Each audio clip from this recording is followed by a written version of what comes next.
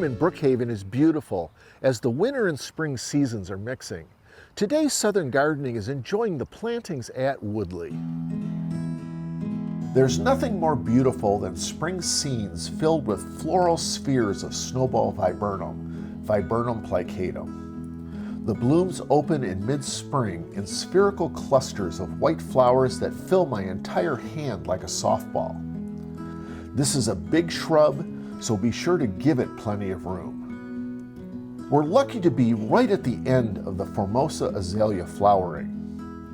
These large azaleas are stunning in bloom. The white azalea on the corner of the front porch is a single plant. The magenta azalea out by the garage is in its full glory alongside the honeysuckle native azalea.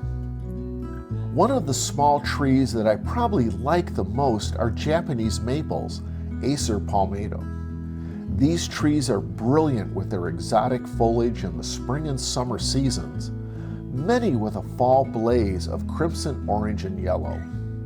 Here are a couple of just plain gorgeous examples of Japanese maples. The combination of the red and green foliage next to each other are a stunning contrast. We're also lucky that there are still some late season camellias to enjoy. A beloved camellia is the Tom Perkins selection that is still producing loads of gorgeous flowers.